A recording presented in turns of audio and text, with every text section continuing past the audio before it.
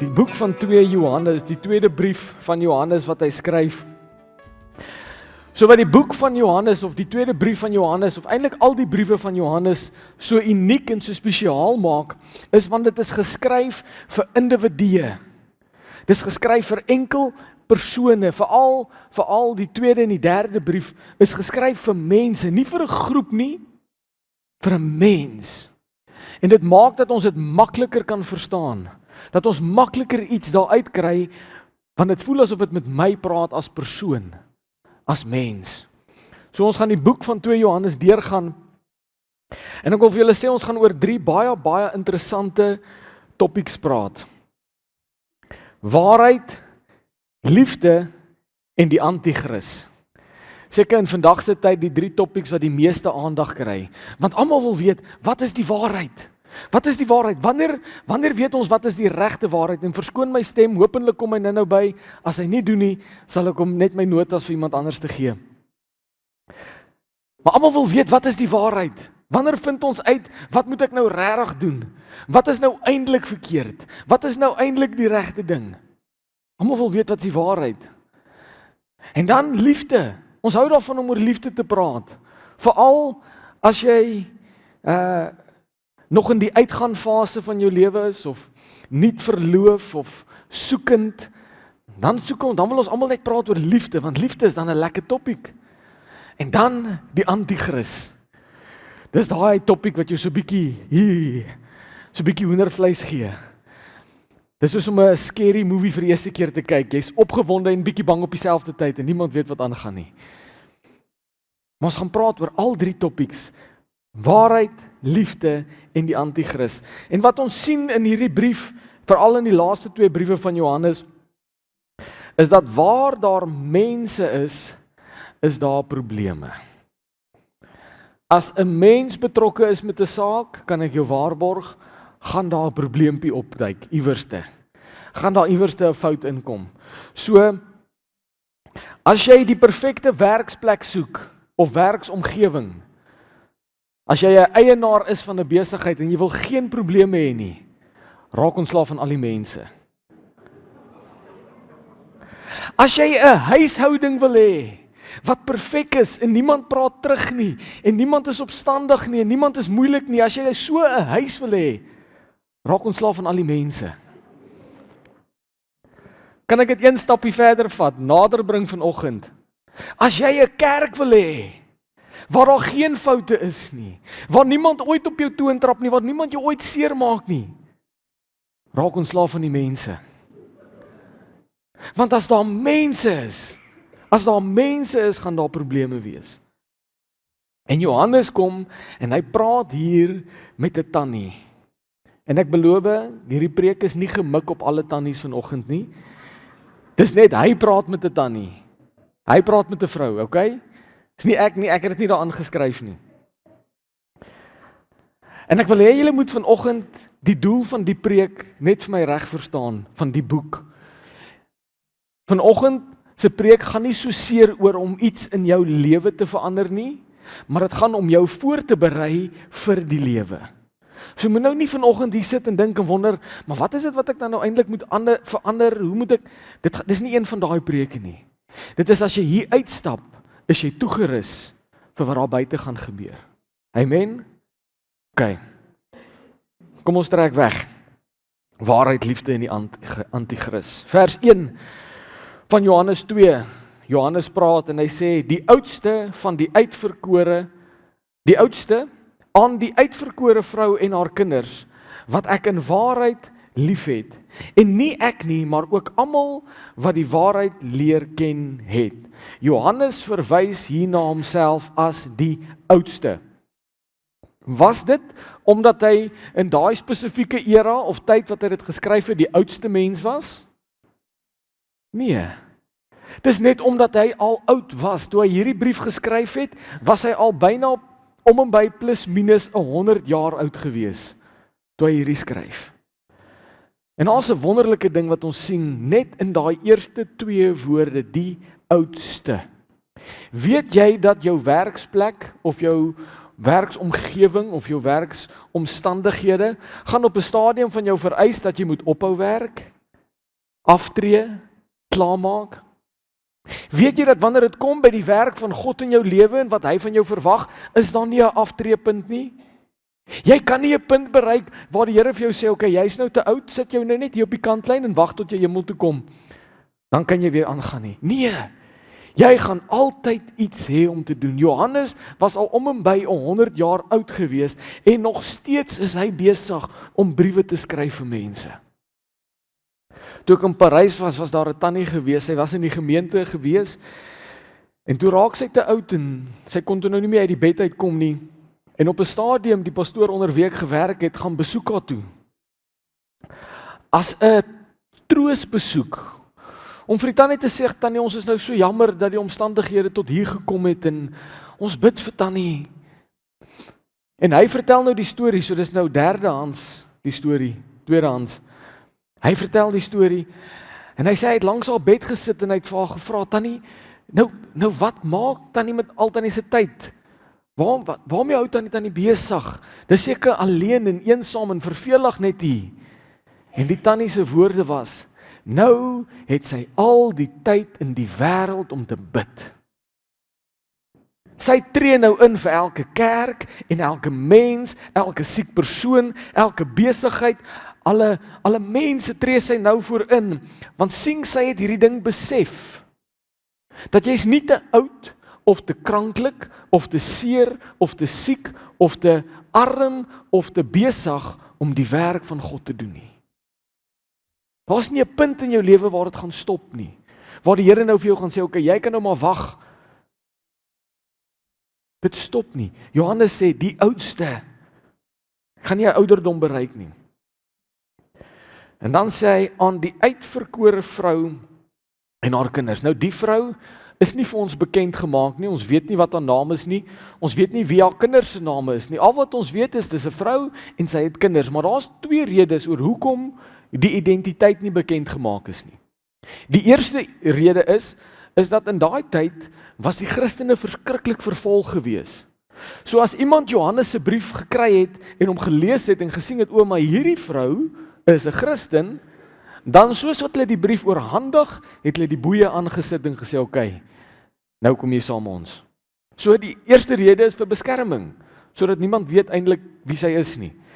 Die tweede rede kan wees, omdat Johannes dalk skryf aan 'n gemeente, 'n klein groepie mense, wat dan bekend staan as die bruid van Christus, so die vrou dan, en dan die kinders is die mense in die kerk. Okay, maar watter rede dit ook al is, hierdie brief is persoonlik vir elkeen van ons geskryf. En julle sal sien, hy is in 4 dele geskryf. Die brief het 4 dele, as ons net gou kan teruggaan na daai slide toe, 4 dele. Vers 1 tot 4, prys hy die vrou. Hy vertel haar net alles wat sy reg doen en wat sy goed doen en waarin sy oulik is. En dan 5 tot 6 beveel hy haar so 'n bietjie. Command hy haar oor 'n paar dinge en sê vir haar wat kan sy anders te doen en wat moet sy begin doen. Vers 7 tot 11 waarsku hy haar. En dan vers 12 tot 13 is 'n groet met haar seën. So kom ons spring in en dan kyk ons, want daai prys, beveel, waarsku en groet is vir elkeen van ons ook vanoggend.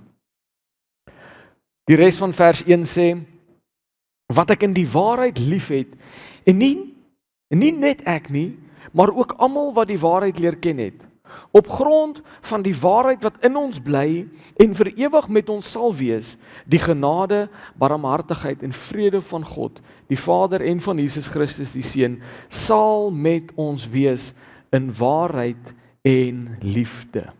Nou as julle Johannes volg, die woordskool, die boek waarmee ons besig is, sou julle nou al weet dat Johannes staan bekend as die apostel van liefde. In sy evangelie en al sy briewe praat hy die hele tyd oor liefde. Dis liefde voor en liefde agter. So lief het God die wêreld gehaat. Jy moet jouself lief hê soos jou naaste, jy moet God die Vader lief hê. Hy praat oor liefde en hoe belangrik liefde is, maar net na liefde en amper op dieselfde vlak as liefde is waarheid. Jy het nodig om oor waarheid te praat wanneer jy oor liefde praat. Sien, wanneer ons oor liefde praat, is dit baie maklik om te vergeet van al die dele van liefde. Liefde het meer as net een deel. Liefde is meer as net vertroeteling en oppas en troos. En ek is seker daarvan, dis nog vars in my gedagtes, so ek kan julle herinner, maar toe ek op skool was en nog in my ouer huis gebly het ek nie gevoel my ouers tigtig my uit liefde uit nie. Dit het nie toegevoel soos liefde nie. Ek verstaan al nou so bietjie meer daarvan, maar as ek nou vir julle ouers moet vra, wanneer dit gebeur, dit kom uit 'n plek van liefde uit. En dis die gedeelte van liefde wat 'n mens soms vergeet. Liefde is tigtiging ook soms. En wanneer ons net praat oor liefde, dan vergeet ons van daai kant van liefde. Ons vergeet van die waarheid kant wat saam met liefde kom.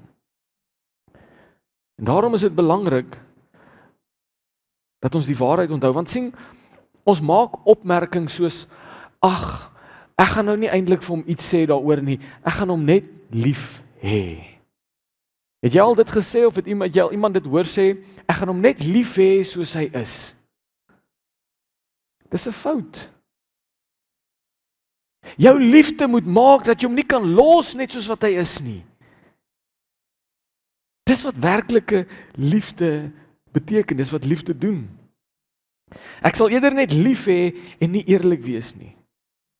Sien, ons moet eerlik met mekaar kan wees en lief wees ook. In vandag se tyd is daar soveel morele standaarde, Christelike oortuigings en invloede wat net tot niet gegaan het. Mense het nie meer dieselfde waardes as wat hulle 10, 20, 30 jaar terug gehad het nie. En julle kan saam met my getuig daarvan. So ek gaan nou dalk baie dit noem in hierdie preek, want dit is nou die onlangste, varsste trauma in my gedagtes, is ek was weer in die stad gewees. En ek in die stad en bestuur. Ek het altyd 'n preek om te skryf as ek terugkom rondom dit. Maar die waardes is net nie meer dieselfde nie. Soveel Christelike waardes het net tot niet gegaan. So ons gaan moet op 'n punt kom in ons Christelike en in ons geestelike lewe en in ons verhoudings met mekaar, wat ons in liefde die waarheid moet kan praat. En hoor wat sê vers 3, wanneer ons die belangrikheid van die waarheid snap waarvan Johannes praat. Vers 3 sê, die genade, barmhartigheid en vrede van God die Vader en van Jesus Christus, die Seun van die Vader, sal met ons wees in waarheid en liefde. Klink dit nie soos 'n ideale lewe nie?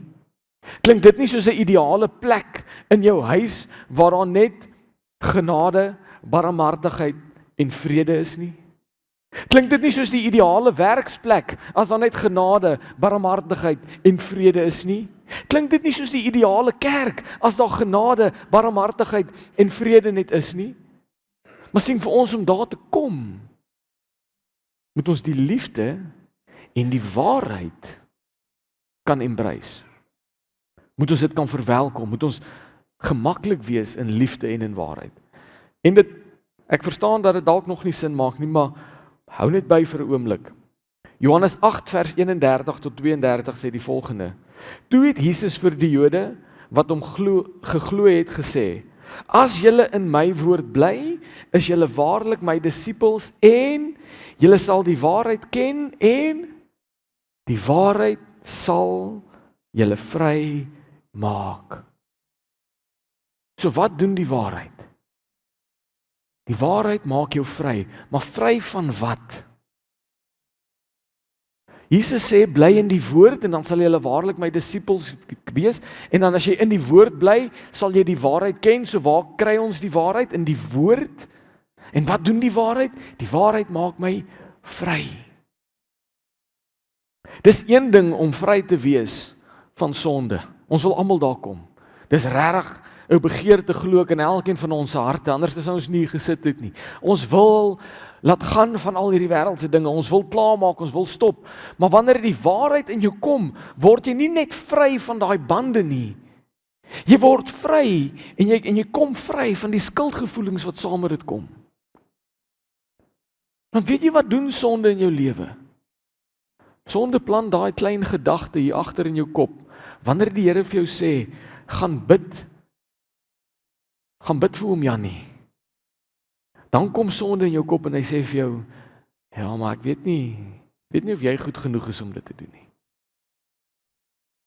Maar wanneer ek in die waarheid leef en in die liefde van Jesus Christus, dan is ek nie net vry van sonde nie, maar ek is vry van daai skuldgevoel ook. En dan kan ek werklik leef, want dan is ek vry. Amen. So vers 4 bring vir ons bietjie meer konteks. Vers 4 sê, ek was baie bly dat ek van jou kinders teëgekom het, wat die pad van waarheid loop, in ooreenstemming met die gebod, wat ons van die Vader ontvang het. Hy praat met die vrou en hy sê, ek was baie bly dat ek jou kinders teëgekom het, wat in die pad van waarheid loop. So die vrou het 'n reputasie gehad van waarheid. Sy het waarheid gepraat oralste en ek wil dit weer eens vir die ouers sê vanoggend, waar gaan jou kinders liefde en waarheid leer? By jou. Elke besluit wat jy as 'n ouer maak, elke keer wanneer jy ingee en nie in waarheid of in liefde optree nie, elke keer wanneer jy compromise, elke keer wanneer jy ingee vir die wêreld en sy druk, weet jy wat gebeur? 'n Klein saadjie word geplant in jou kinders se lewe. Want glo dit of nie, jy is die beste en die grootste en die rykste en die mooiste en die oulikste voorbeeld wat jou kinders vir 'n baie lang tyd gaan hê. En hulle gaan opkyk na jou.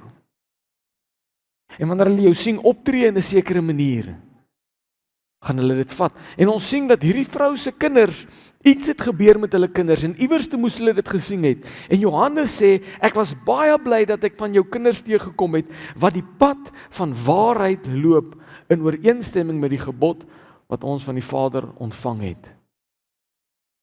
Sien, wanneer jy as ouer by die gebod van die Vader hou, dan leer jou kinders dit aan. Hulle ontwikkel dit. Ons sit met soveel kinders vandag, wat nie wil kerk toe gaan nie. Ons sit met soveel jong mense, bietjie jonger as ek, wat opstandig is en nie wil kerk toe gaan nie, want weet jy wat het hulle beleef? Weet jy wat het hulle gesien? Hulle het 'n leuen gesien. Wanneer pa of ma by die kerk is, dan lyk hulle so. En wanneer ons huis toe gaan, dan is dit 'n hele ander prentjie. En wanneer ons by die kerk is, dan praat ma of pa so. En wanneer ons by die huis kom, dan praat hulle so. En daai saadjie is geplant in elke kind. En dit maak dat hy voel, hier gebeur dinge nie lekker nie. So ons sien in hierdie vrou se kinders, dat daar was 'n saadjie geplant van waarheid. En hy wil vir die vrou, hy wil vir haar eer gee daaroor, hy wil haar prys. Hy sê, well done dat jy in hierdie waarheid kon loop. Maar, vers 5 en 6 kom met 'n beveel. En hoor wat sê vers 5 en 6. Ekskuus.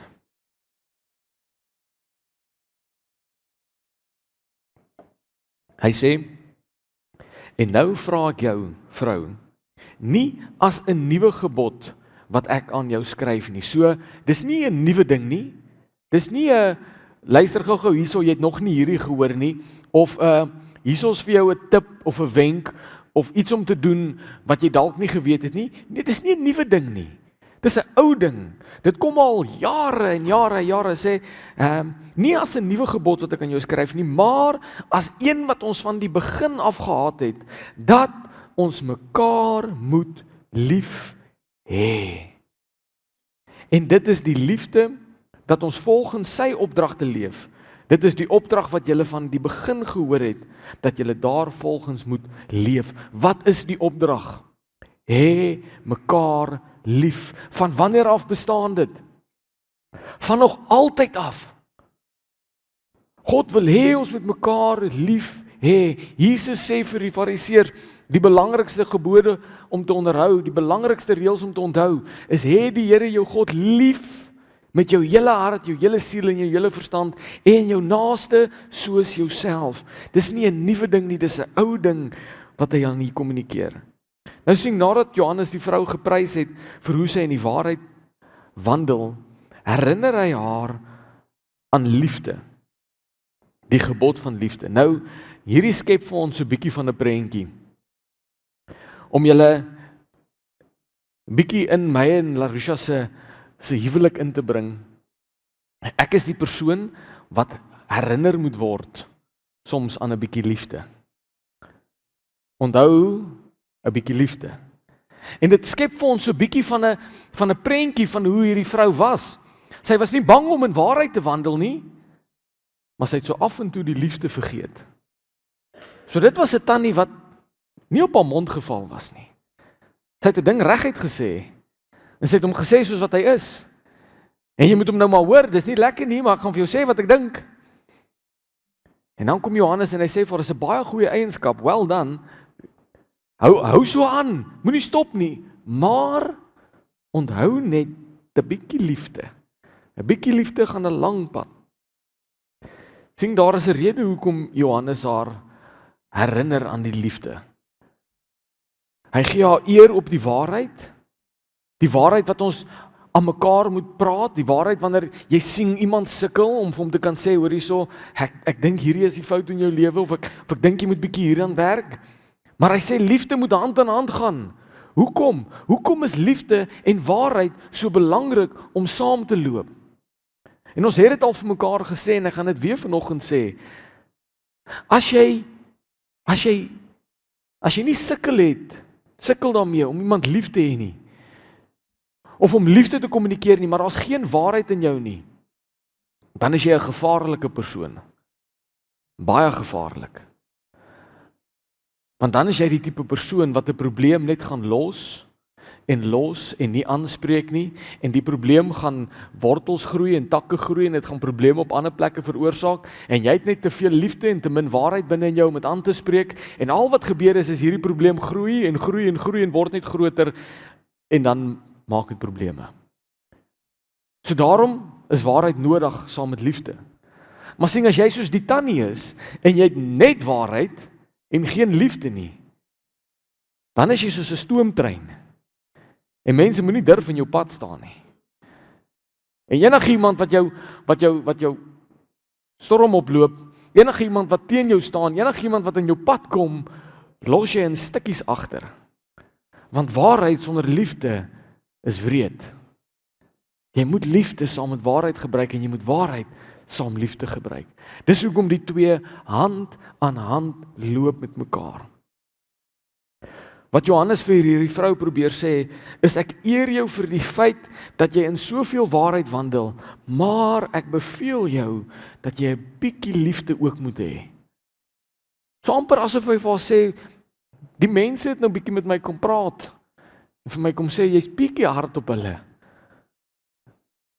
Hê net 'n bietjie liefde saam wat jy sê. Daar's niks fout met wat jy sê nie, maar hê net 'n bietjie liefde saam met dit. En dan vers 7, klink dit amper asof Johannes die hele appelkar omgooi, en nou praat hy skielik oor 'n ander ding. Maar luister mooi en volg saam. Vers 7 sê, want baie verleiers het in die wêreld na vore gekom. Die wat nie bely dat Jesus Christus as 'n mens gekom het nie. So iemand is 'n verleier en die anti-kris. Let daarop dat julle nie verloor wat ons deur harde werk verkry het nie, maar eerder 'n volle loon ontvang. Nou, net sodat ons verstaan hoe dit geskryf is, die woord daar gekom in die Grieks is in die toekomstige tyd geskryf, in die teenwoordige tyd geskryf. Wat beteken, hulle het toegekom En hulle gaan vandag ook nog kom, en hulle gaan môre ook nog kom. Dit is nie, hulle het net een keer gekom nie, hulle gaan aanhou kom, die verleiers gaan altyd kom. Ja, Openbaring praat van die anti-kris, maar daar's baie anti-kriste. En daar's 'n manier hoe jy hom uitken. Die teksgedeelte sê vir ons, wie is dan nou die anti-kris? Wat is hy? Hoe identifiseer ons hom? Dis maklik. Hy sê daar gaan baie verleiers in die wêreld kom, die wat bely dat Jesus Christus as die wat nie bely dat Jesus Christus as mens gekom het nie, so iemand is 'n verleier en 'n anti-kris. Hulle verkondig dat Jesus nie in die vlees gekom het nie. Sien, hier sê Johannes 'n interessante ding, en dis dalk iets waarna jy moet luister, wanneer jy in 'n kerk sit, en wanneer jy na pastore op YouTube luister. Soms moet jy nie luister na wat hulle sê nie. Soms moet jy luister na wat hulle nie sê nie. Want baie pastore en baie predikante en baie mense aanlyn gaan vir jou baie mooi preke uit die Bybel uithaal, en hulle gaan vir jou jam so dik om jou mond smeer, dat dit gaan tog net te lekker wees. Ek wil net nog een preek van hom hoor, want as ek daar klaar is, voel ek so goed oor myself, en dinge is so lekker, en die lewe is net 'n lied, en ek weet my Mercedes, en my bankrekening, alles is op pad, dit kom man. Sien, hulle preek uit die woord uit, maar dit gaan nie oor wat hulle sê nie. Dit gaan oor wat hulle nie sê nie. Johannes sê die verleiers en die anti-kris is die mense wat nie bely dat Jesus Christus in die vlees gekom het nie. Nou wat beteken dit vir my en jou, wanneer iemand nie bely dat Jesus Christus in die vlees gekom het nie? Sien, die norm vir daai tyd was dat mense gnosties geraak het. Nou, daai woord klink asof jy jou keel probeer skoonmaak, gnosties. En ek weet nie, vir een of ander rede moet ek sluk nadat ek dit gesê het. So, maar hulle, die tendens was wat hulle geglo het, is dat Jesus Christus het nie werklik in die vlees aarde toe gekom nie. Hy het net in die gees aarde toe gekom, en dit was net 'n illusie van hom hier op aarde gewees, en hy het nooit 100% mens geword nie, want dit sou onmoontlik wees vir God en mens om in dieselfde liggaam teenwoordig te wees, en hulle het al hierdie redes en redenasies gehad, om eintlik net by die punt uit te kom, waar hulle sê dan vir mekaar, maar hierdie vlees, Jesus stel nie eintlik belang hierin nie. Jy kan met hierdie vlees en hierdie liggaam doen net wat jy wil, al waaroor hy worry, is jou gees. En ja, hy doen, hy is bekommerd oor jou gees, maar hy is bekommerd oor jou vlees ook. En hulle het daai verskoning gebruik om in die vlees te doen net wat hulle wil. Hulle het saam met die heidene geleef en heidene tradisies gevolg en die wyn, die nagmaalwyn verskriklik geniet. Want die vlees maak ons nou nie eintlik saak nie. Dis net die gees. Solank ek net Sondag in die kerk is en solank ek net bid en solank ek net so af en toe my woord lees, dan is ek fine. Die res kan mag gaan aan soos wat hulle aangaan. Begin dit bekend klink. Begin dit klink asof daar eintlik maar nog baie gnostiese sienswyse vandag in hierdie wêreld bestaan. En wat Johannes sê, hy sê mense wat so dink en so redeneer en so leef, hulle is verleiers en die anti-kris. Want sien, dit het die norm toegeraak en dit raak die norm nou ook, dat ek moet net kerk toe kom, ek moet net seker maak, ek bid so af en toe, en ek moet net seker maak dat ek weet daarom waar in die Bybel kry ek die Nuwe Testament en waar is die Ou Testament en wat se boek is eerste en wat se boek is laaste, dan sê ek okay. Dan kan ek doen net wat ek wil. Johannes sê wees versigtig vir hierdie mense, want hulle is verleiers. So dis 'n tipe van 'n toets. Dis 'n tipe van 'n toets wat ons kan doen. Wanneer ek na iemand luister, wanneer ek iemand se raad en sy woordbediening volg, is hierdie 'n toets wat ek kan gebruik. Is hy opreg of is hy nie opreg nie? En dit gaan nie oor wat hy sê nie.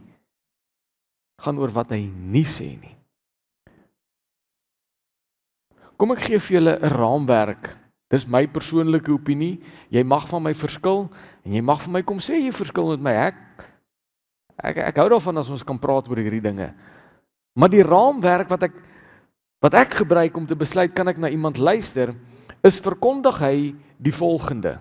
Verkondig hy dat Jesus Christus vlees geword het en aarde toe gekom het. Verkondig hy Jesus Christus, die Seun van God die Vader, het in sy goddelikheid aarde toe gekom.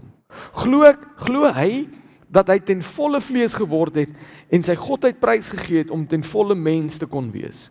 Glo hy dat Jesus het gekom om die wêreld te verlos van sonde deur die loon van sonde te betaal wat die dood is. Glo hy dat dit is sodat elkeen wat glo nie verlore mag gaan nie, maar die ewige lewe sal hê? Glo hy dat Jesus het nie die prys betaal om ons te verskoon van sonde nie, maar om ons vry te koop en vry te maak van die bande van sonde, sodat ek en jy vrylik God kan aanbid. Want sien, as 'n prediker of iemand wat, al is dit 'n vriend of 'n vriendin, as hulle nie dit glo nie, die fondasie van waarop ons geloof gebou is, Jesus Christus aan die kruis, as hulle dit nie glo of preek of verkondig nie, dan is dit 'n verleier, 'n anti-kris. Nou, volg my net mooi, ek bedoel nie om te sê elke preek, elke Sondag moet dieselfde preek wees nie. Maar as hy nie die goed glo nie, dan kan ons nie om dieselfde vuur sit nie. As hy nie die goed glo nie, kan ek nie sy raad en sy leiding vat nie. As hy nie die goed glo nie, kan ek hom nie vertrou om inspraak in my lewe te hê nie.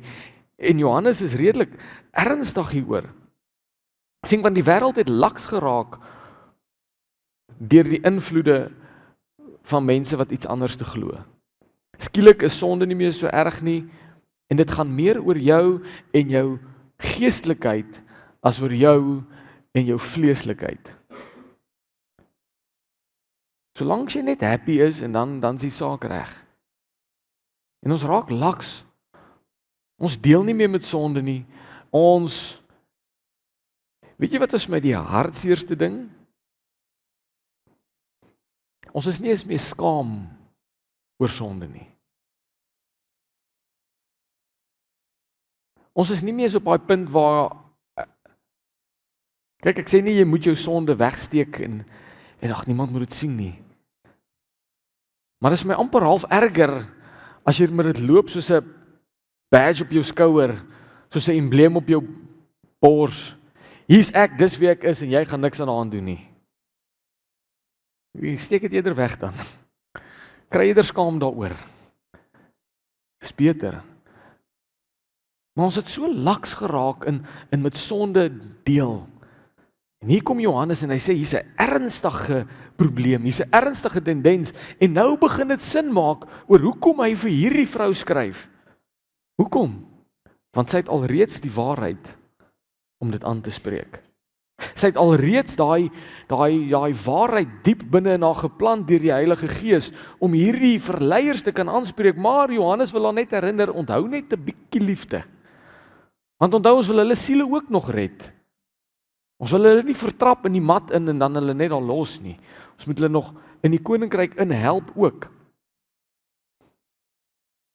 En dan praat hy oor die effek van hierdie besluit. Wanneer ons besluit om die verleiers te volg en te glo, dan praat hy van 'n ding wat nie lekker klink nie. Hy sê let daarop dat julle nie verloor wat ons deur harde werk verkry het nie, maar eerder 'n volle loon ontvang. Nou waarvan praat hy nou? Wat is die volle loon en hoekom staan ek die kans om dit te verloor? Nommer 1 wil ek vir jou net hierdie sê dat daar gaan eendag vir jou 'n loon in die hemel wees. Korintiërs praat daarvan, hy sê hierdie alles oortreffende heerlikheid wat God besig is om vir jou te maak, vir jou te verwek. Elke bietjie swaar kry waardeur jy gaan op aarde, elke keer wanneer jy besluit om die regte ding te doen, ten spyte van die feit dat dit moeilik is God besig om vir jou 'n groot loon in die hemel bymekaar te maak, maar daar is 'n manier hoe jy daai loon verloor. En dis om die verleiers te begin volg. Om te begin glo soos wat hulle glo. Om te begin glo dat die vlees is eintlik nie so belangrik nie en al wat saak maak is die gees. Hoor wat sê 2 Korintiërs 5 vers 10, dit sê, want ons moet almal voor die regterstoel van Christus verskyn, sodat elkeen kan ontvang volgens wat hy in sy liggaamlike bestaan gedoen het, of dit goed of kwaad was. Sodat elkeen kan ontvang. Daar gaan 'n punt kom in jou bestaan, geestelik en liggaamlik, waar jy voor die regterstoel van Jesus Christus gaan staan. Ons as kerk gaan nie daar staan om geoordeel te word, of gaan jy hemel toe of gaan jy hel toe nie. Ons gaan voor die stoel staan, maar vir 'n ander rede. Ons gaan geoordeel word oor wat het jy gedoen op aarde en wat het jy nie gedoen nie. Was dit goed? Was dit sleg? En daarvolgens gaan jy ontvang. Nou die loon waarvan hy praat is daai loon wat jy gaan ontvang. Johannes sê as ons hierdie verleiers en hierdie anti-Christe volg, dan is jy besig om met jou loon te speel. Hoekom? Hoekom gaan ek my loon verloor wanneer ek met hulle te doen het, wanneer ek met die verleiers meng? Want sien, al waaroor hulle preek en al waaroor dit gaan, is jy kan gelukkig wees, jy kan ryk wees, jy kan al die goeie goed in die wêreld hê, jy kan dit doen, en jy is sterk, en jy is oulik, en jy is, en voordat jy die slaap uit jou oë uitvee, gaan alles net oor jou. En ek moet dit kry, en ek moet hierdie gebed bid, dan gaan ek dit kry, en ek moet hierdie ding doen, en dan gaan ek dit ontvang. Voordat jy weer kyk, doen jy niks vir niemand anders nie. Jy het geen goeie werk om op te staan nie. En dan speel jy met jou loon, wat eendag in die hemel is. So hy sê, wees versigtig vir die verleiers. Wees versigtig om hulle net blindelings te volg. Vers 9 tot 11. So nou kom die waarskuwing. Hy sê elkeen wat nie by die leer van Christus bly nie, maar verder as dit wil gaan, het God nie. Wie by die leer bly, so iemand het die Vader sowel as die Seun. As iemand na julle kom en nie hierdie leer oordra nie, moet julle hom nie in julle huis ontvang nie en hom nie groet nie, want wie hom groet, het aandeel aan sy bose werke. En as 'n ou hierdie lees, dan dink jy, sjoe, Johannes, wie het jou koffie so bitter gemaak? Het iemand jou toast gebrand? Of dis hard. Hy sê, sulke mense moet jy nie eers groet nie. Moet hom nie eens in jou huis in verwelkom nie, want as jy hom groet en jy verwelkom hom, dan het jy deel aan sy bose werke. Hy sê, hierdie mense wat nie by die leer van Christus hou nie, hulle het God nie in hulle nie. As jy by die leer hou, het jy God binne in jou. Maar hierdie mense wat nie by die leer hou nie, hierdie verleiers, hierdie anti-Christe, hierdie mense wat iets anders te verkondig, moet hulle nie eers groet nie. Moet hulle nie in jou huis innooi nie, moet niks met hulle te doen hê nie. En ek het ook gevoel soos wat julle voel. Johannes, maar hierdie voel nou bietjie, moet ek nou ongeskik wees? Is dit daai get out of jail free kaartjies? Nee. Wat Johannes hier probeer sê, is nie, jy het die volste reg om ongeskik te wees nie, glad nie. Jy moet nog steeds jou naaste lief hê soos jouself. Ek wil julle net herinner, die Griekse taal is baie op beeldspraak geskryf. So hulle sal baie keer 'n beeld skep om iets te kommunikeer. Hulle sal baie keer 'n prentjie probeer inkleer sodat jy kan verstaan wat hy probeer sê. En hierdie is een van daai gevalle. Want wat Johannes hier probeer sê is moet asseblief niks met hulle te doen hê nie. As jy nie in sy teenwoordigheid kan sit met waarheid en liefde en wanneer hy valse goed kommunikeer, opstaan en vir hom sê, maar ek dink jy's besig om verkeerde goed te sê nie. As jy dit nie kan doen nie, moet hom nie groet nie, moet hom nie in jou huis innooi nie. Hoekom nie? Want as jy net stil bly, As jy niks daaraan gaan doen nie, as jy nie gaan opstaan en iets sê nie, dan het jy deel aan sy bose werke. Dan het jy nie hom net help om dit uit te voer nie, dan het jy deel van die nagevolge wat ook daarvan kom. So Johannes probeer eintlik net hier vir die vrou sê, as jy nie gaan opstaan en iets sê nie, vermy hulle eerder heeltemal. Moenie jouself in gesprekke sit. Weet julle hoe lyk dit? En dalk was julle al ook in so 'n geval gewees. So ek het, toe ek jonger was, myself baie keer in gesprekke gevind, waar daar gekuier was, en die lekkerste ding om oor te praat, nadat almal 'n bietjie confidence in het, is die Bybel en kerk. En dan is ek nou braaf genoeg om alles aan te spreek wat my pla. En tot my spyt toe, vandag, was daar baie keer gewees wat ek net stil gebly het. En gedink het, dis nie nou my plek om iets te sê nie. Ek wil nie nou mense oordeel nie. Ek wil nie nou die vark wees nie. Ek wil nie nou die slegte een wees nie. So ek gaan net stil bly. En hier kom Johannes en hy sê, nou het jy deel aan daai bose werke.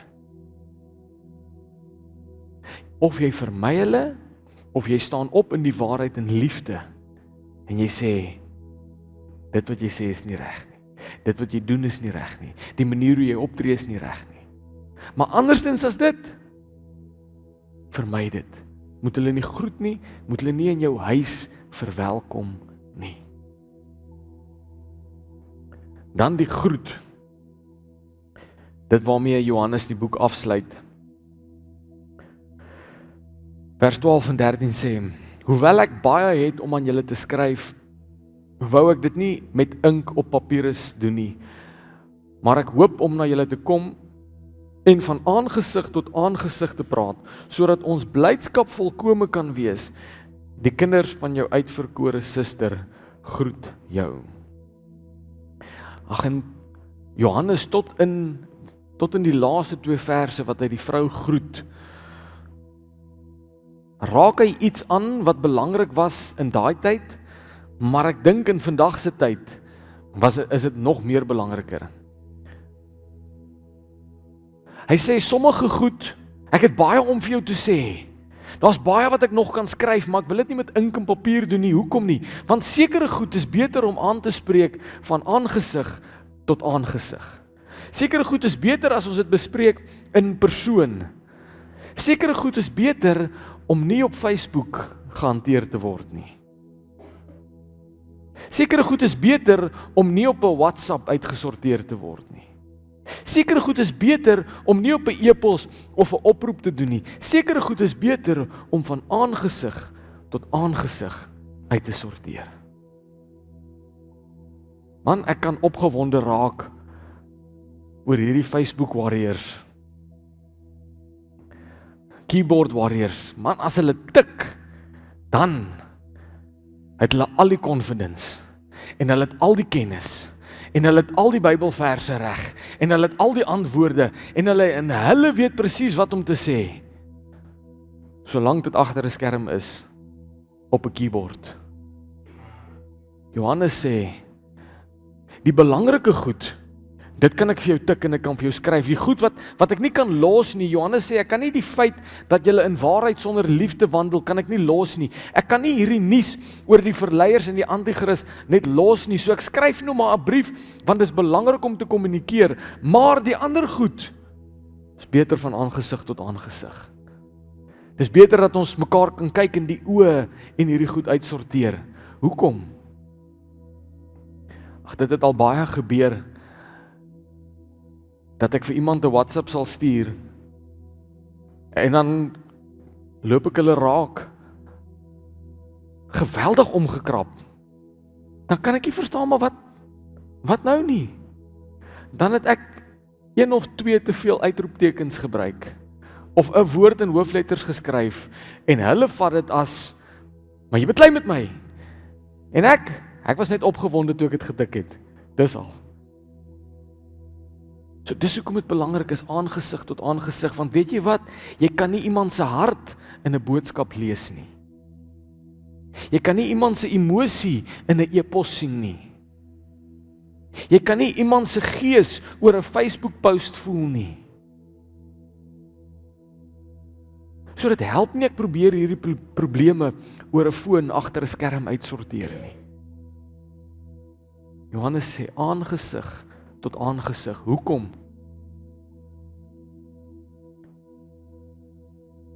Hy sê sodat ons blydskap volkome kan wees. Wil jy konflik vermy en blydskap hê? Ons dink konflik vermy is dieselfde as die persoon vermy. Dis nie wat Johannes hier sê nie.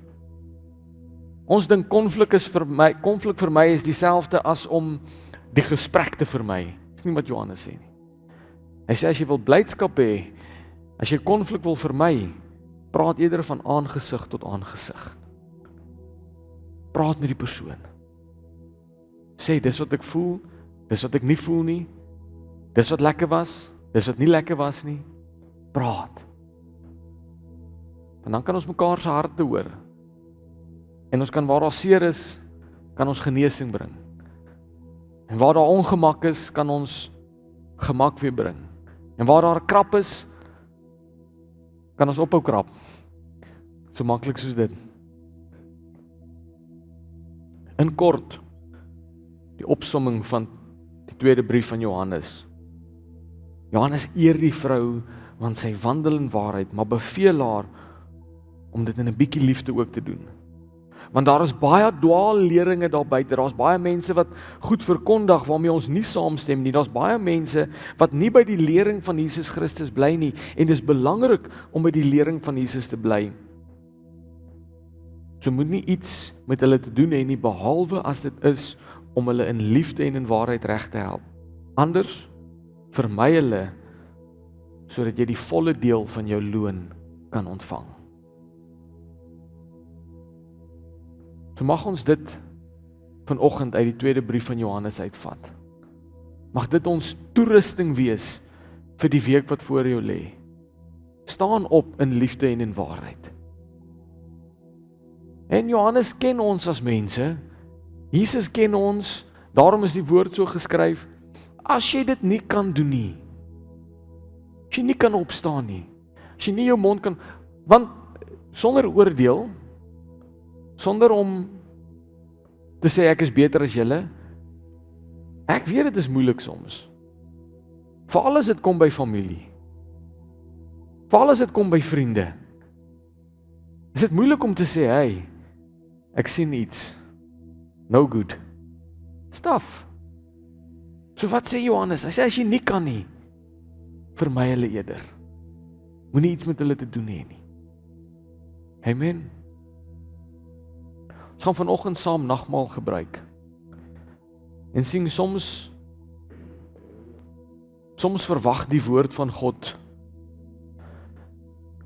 iets bietjie uitdagend van ons.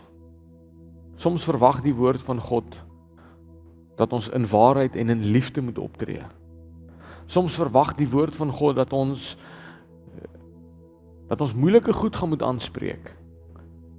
Dat ons nie maklike goed gaan moet sê nie, dat ons nie maklike goed gaan moet doen nie, dat dit soms bietjie moeilik gaan raak. En vanoggend sê hierdie tafel dat al die voorsiening wat jy nodig gehad het om te doen wat hy van jou verwag om te doen, het hy alreeds vir ons gegee. Hy het alreeds aan die kruis gesterf vir jou sonde.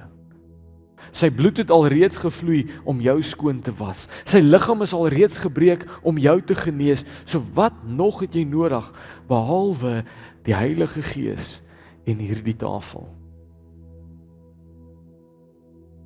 So as ons vanoggend saam nagmaal gebruik, en ek gaan vra dat die mense wat uitdeel so langs vorentoe sal kom om my te kom help.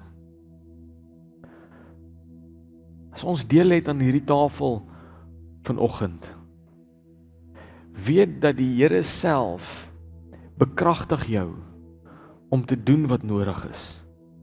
Die Here self was jou skoon genoeg om te kan sê dat dinge nie reg is nie.